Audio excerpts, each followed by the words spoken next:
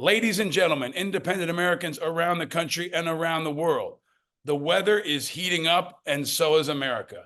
Protests are happening across campuses. The NBA playoffs and NHL playoffs are here, and we are deep into the most important part of the political season. And we're continuing our series on Meet the Independent Candidates 2024 with the independent candidate for Senate from the great state of Nebraska, the great and powerful Dan Osborn is with us on Independent Americans. Welcome, sir. Thank you. Thank you for that intro. I've never been called that before. Well, I hope it's the first of many because you're an inspiring guy, and I'm looking forward to getting into it. We've never met in person, but it's great to finally meet you virtually here. I know you were in New York last week, and I missed you. But I want to start, your whole campaign is unconventional in a lot of powerful ways and a lot of challenging ways.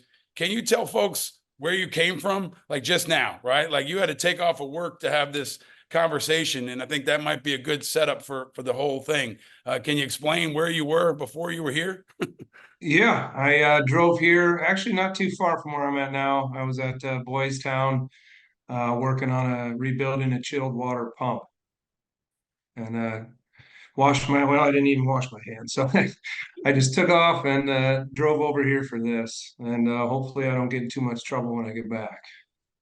Well, if you're getting in trouble, they're doing something wrong because you're really advocating for a lot of folks in that community and I think nationally, and your campaign's caught a lot of attention. But let's just start, Dan, with who you are, where you are. Give folks a little bit of background if they're just meeting you for the first time. Who are you? Where are you? And why are you doing this big thing of running for U.S. Senate? Yeah, well, I'm in Omaha. I moved to Omaha when I was 7. My dad worked for Union Pacific. That's how I ended up here. So all I remember really. But I went to high school, grade school, high school here. I graduated high school and I went immediately into the Navy. My grandfather retired from the Navy. My father was in the Navy. My mother was in the Navy. My uncles were all in the Navy, and my brother he joined the Marine Corps.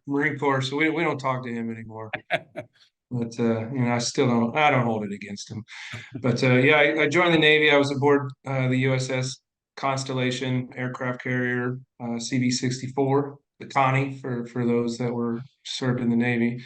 It's scrap metal nowadays, but I did 2 Westpaks aboard that ship, and I got an honorable discharge. I came back to Omaha, and went to University of Nebraska at Omaha, and I joined the Nebraska Army National Guard. I went to 19 Kilo School in Boise, Idaho.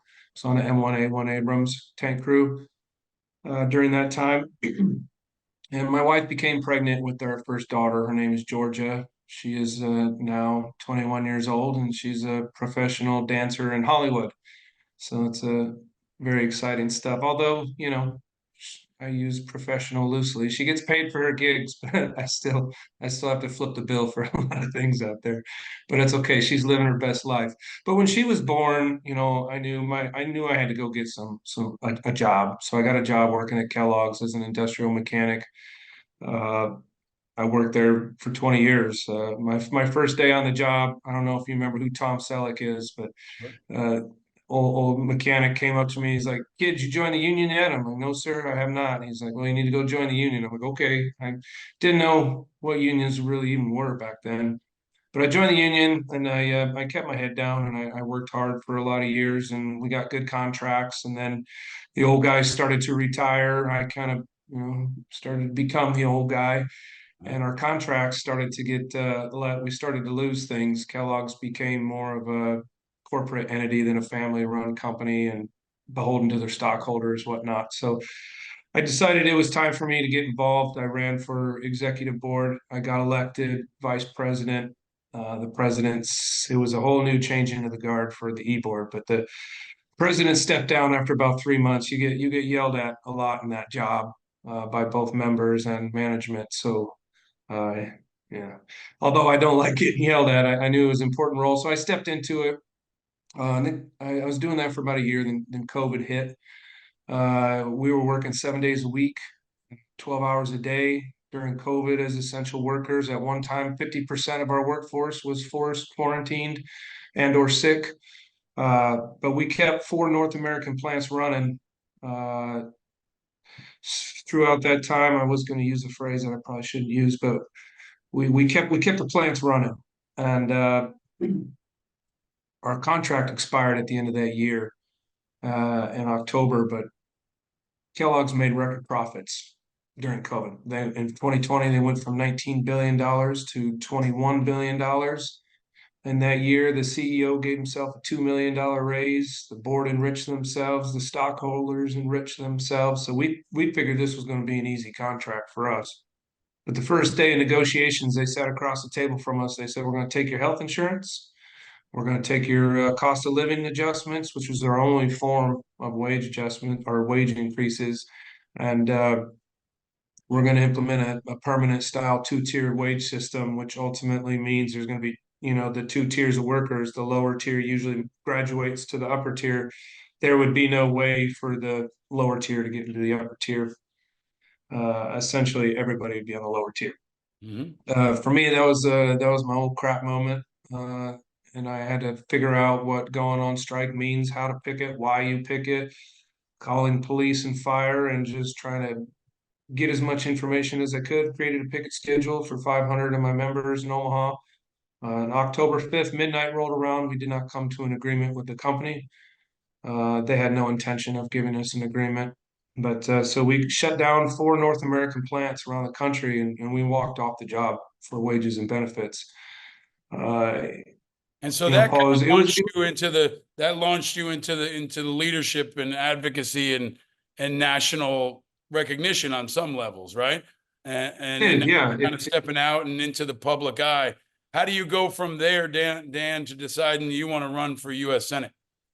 yeah. So without wasting too much time on the strike, we were on strike for 77 days, and we won a pretty decent contract. But I remember walking back into that manufacturing plant and just feeling an enormous sense of pride for what we were able to accomplish for working people. 1,500, we saved 1,500 good paying jobs around the country, 500 of them in Omaha, and that definitely played into wanting to run for United States Senate. I want to do it on a bigger scale. That feeling that I had, that pride I had for doing something for working people, I want to do that for the people in Nebraska. Mm. So you've decided to do it as an independent, which you've been a hardworking guy your whole life. So you're taking the hardest path possible, which is running as an independent.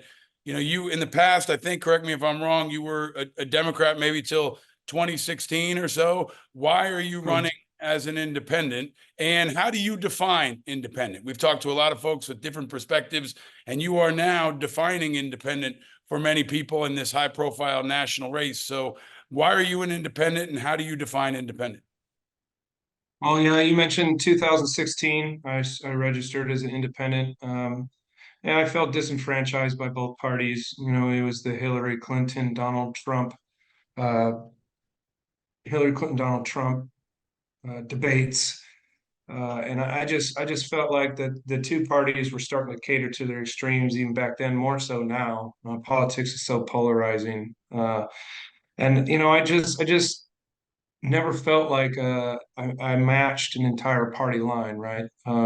So it just wasn't for me. So I'm an independent, and what an independent means to me is basically like Nebraska. We got a nonpartisan unicameral here. It's the only one in the country. Uh, there's no R's or D's next to names. When you go to vote, we have open primaries where independent people can vote. But I like to think that I take the best of both sides and try to combine it into one, if you will. But the coolest thing about running as an independent has been I'm not beholden to a party line. I don't have anybody tell me the way I'm supposed to think about an issue. So whether it's ag, nursing, education, we go out and we find people in that field. If it's education, we find special ed teachers, elementary teachers, rural teachers, university professors, and then we draft our policy based on what those people want and need, not what somebody's telling me. I want to talk about some of the positions you're focused on, and I want to talk about your opponent. But this is a question I've been asking everybody as well. So let's assume you break the odds and you win and you're elected to the U.S. Senate. Who will you caucus with? Will you caucus with the Democrats, the Republicans, or neither? I've never been asked that before. Thank you for asking me.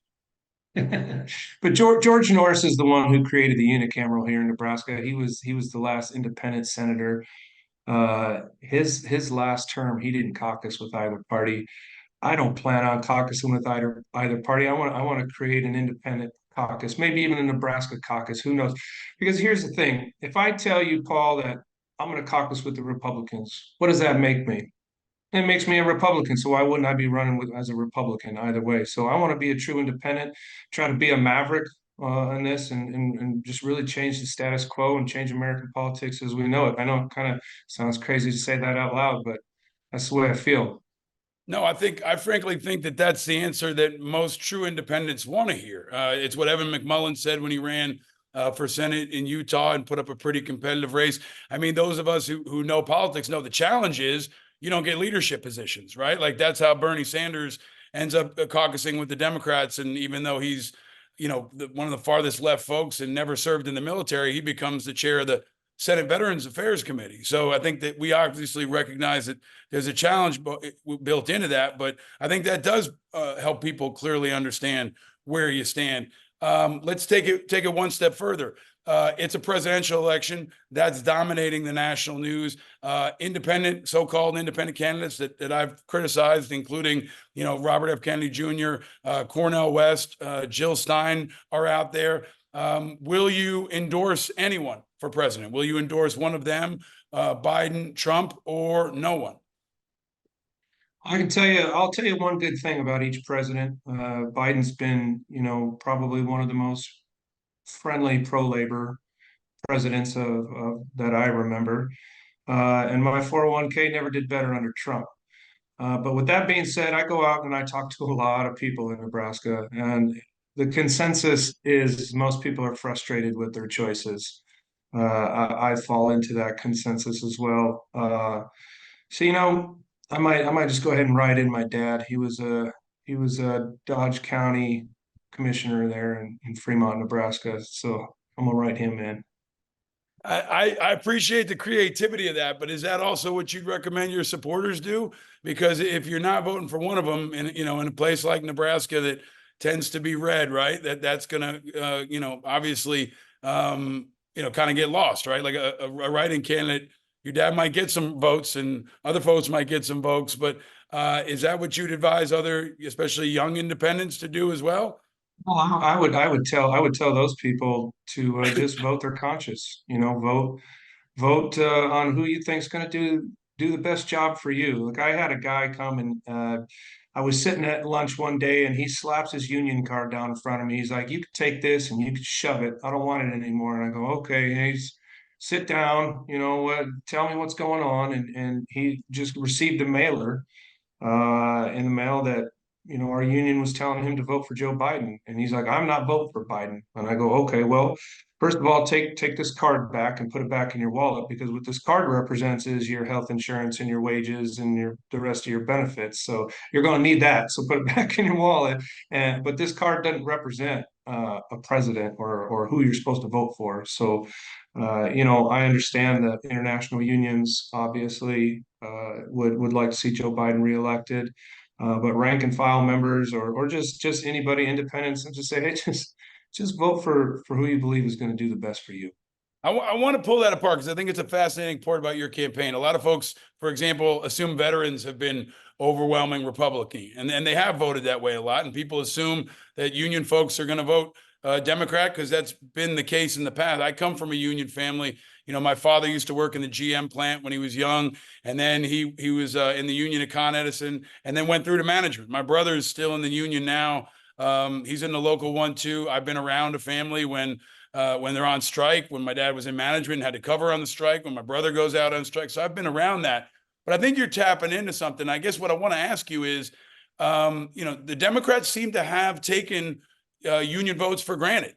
But I know you look at the police union here in New York or the firefighters union, they tend to go to the right. Do you think that union votes are up for grabs here and can be a real stronghold for independence as we build this movement? I don't think it's really changed. I think the rank and file members represent the rest of the state very similar too.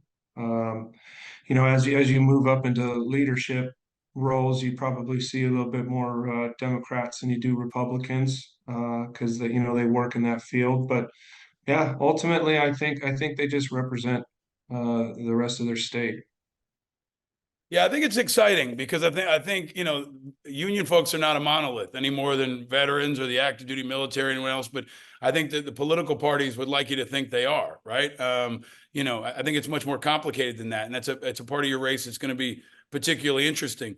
But it may also, your pro union positions may get you support from the Democratic Party, which is something that you're going to need if you're going to win. I mean, you're up against Deb Fisher. She's an incumbent. She's a Republican. You've called her, do nothing, Deb Fisher. Can you talk about your opponent and your strategy to win? You're going to have to be creative here. I know that you have outraised her recently, but she's got something like $4 million in the bank. I mean, you're David here against the machine and Goliath. So talk about your opponent and how you are going to plan to beat her. I think my opponent is she's just a part of the cog in the corrupt machine of DC. The United States Senate is full of millionaires and billionaires, business execs, and lawyers. Like there's nobody like me in the United States Senate. And actually all of Congress, only 2% of elected officials are working class people. Um, so that's, I believe, where the corruption comes from. She takes money from class one railroads, big pharma. She votes against the Rail Safety Act. We've had three derailments here in the last 3 weeks. One was this close to an anhydrous plant, could have leveled the whole town of Chapel, Nebraska. I talked to the railroaders out there. That locomotive was flagged for repairs. If the Railroad Safety Act was enacted, then that would have uh, that would have been prevented. So it's frustrating to sit back and watch that continuously happen with our elected officials. I tell everybody this because this statistic still, every time I say it, it blows my mind that $50 trillion since 1980 has moved from the bottom 90% of Americans to the top 1% of Americans. It's the biggest migration of wealth in human history. And that begs the question, how has that happened under our watch, under our noses? Well, it's because our elected officials are on the take, and they create legislation that benefits multinationalistic, monopolistic corporations, which is the 1%, and this is what we're left with. So how are you going to beat her? I mean, I think she can easily try to label you as a Democrat wearing an independent name. She's going to say the union's behind you, and what you didn't mention there that I've heard you say is you're also in favor of tax cuts, right, and things like that. But is there any part of your position, especially on, let's use the union and the reform parts, that's not traditional Democrat? Is there any Sure. way where you're breaking with the Democratic Party? And I'll also Yeah. come back to it. How are you going to beat her? I mean, yes, she is all those things, but you got the chip stacked against you here. Well, it's probably noteworthy to mention at this point, there's been two polls, one by Change Research and one by PPP, and both polls have me neck and neck with Deb Fisher. And the last poll, we didn't force undecideds to answer questions, but it was 30% of them are undecided at that moment. So there's 300,000 registered nonpartisan voters in Nebraska. That's a pretty big number. It's the fastest growing demographic of registering voters, and I think that just goes to show that is everybody wants to say Nebraska's so red, but I think we're more independent than we are red. For sure, we have an independent spirit, always have. Uh, we've raised, we're encroaching on our first $1 million. Most of that, I think it's an average of $37 per donation. And Deb Fisher takes money from mostly a corporate PAC. So, this campaign is resonating with people. People are ready for a change. It's also interesting that on the first poll, a lot of respondents didn't even know who I was. Well, I got the name. It's pretty synonymous with Nebraska, with the most winningest football coach in Yeah, I Nebraska was going to history. ask you that. I mean, you've got an advantage here that's baked in. I don't know how you calculate it, but there are probably plenty of people Yeah, who think you might be Tom Osborn, the former Nebraska coach, which would help you for sure. yeah, yeah. It doesn't hurt, but I think what that poll really says is people are just ready for a change. They said they'd vote for me versus Fisher and didn't even know who I was. Hmm. I think it's inflation. It's hurting people. It's hurting me as a working class person. Your dollar doesn't stretch near as far at the pump in the grocery store as it did even 5 years ago. So when people are hurting, they tend to pay more attention. But I think the thing that separates me from Deb Fisher, three things: um, curbing inflation. She was censured by three Republican parties for fiscal irresponsibility. So that's there's 34 trillion reasons why there. I think we differ on the border. Well, I differ on the border and Second Amendment from Democrats. I think without a border, we don't have a country.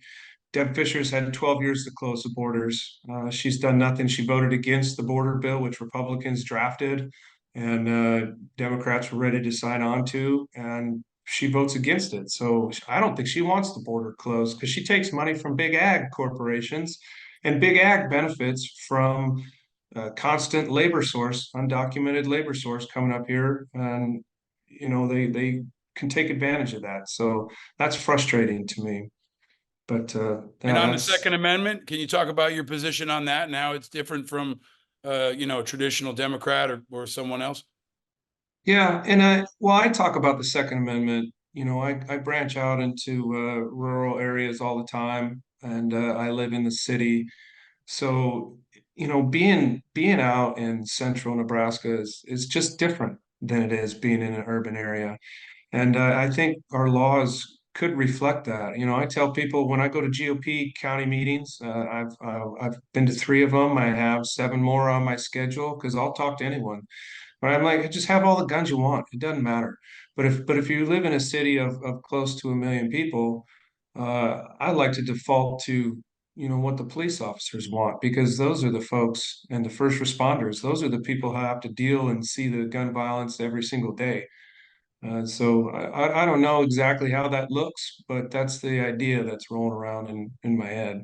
Yeah, I think that's a really powerful differentiator. I mean, you have an ability to offer common sense solutions, and your background is unique. And one of my favorite senators, even though he's a Democrat, is John Tester, who's a pretty independent-minded guy from Montana, who talks a lot about his experience on a farm, right, and how he can represent farmers and he understands ag. I think you have the same kind of potential to represent workers.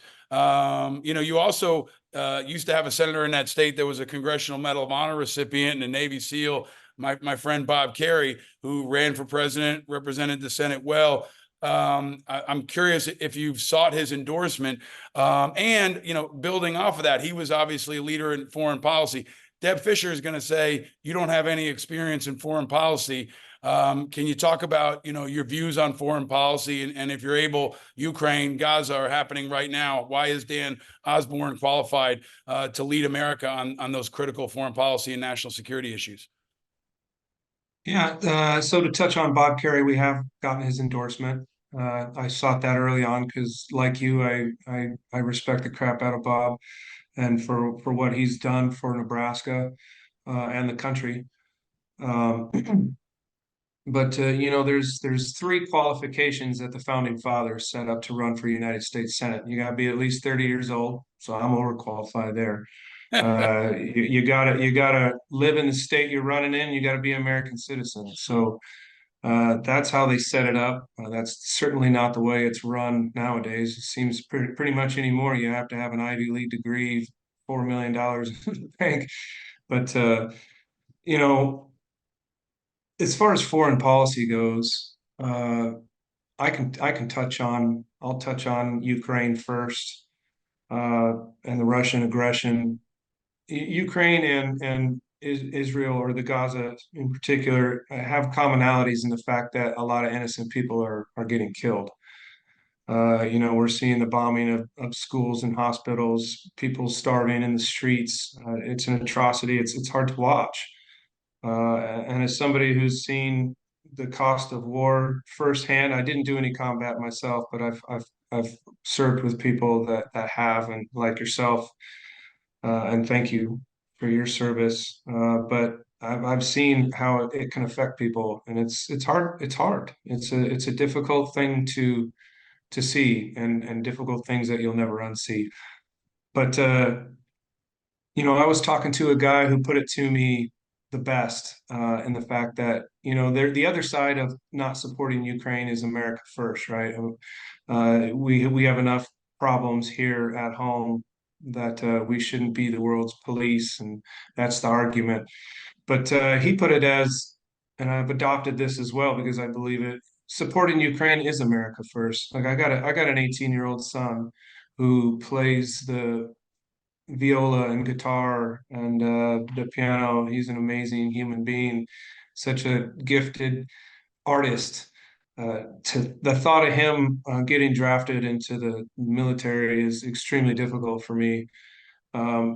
And we're fighting a proxy war in Ukraine. Like, we don't have any boots on the ground. But if this war, and nobody has a crystal ball, right? But if this war spills into Europe, then man, it's we have to stop Russia before that happens, and we should be supporting the Ukrainian people because they didn't ask for this.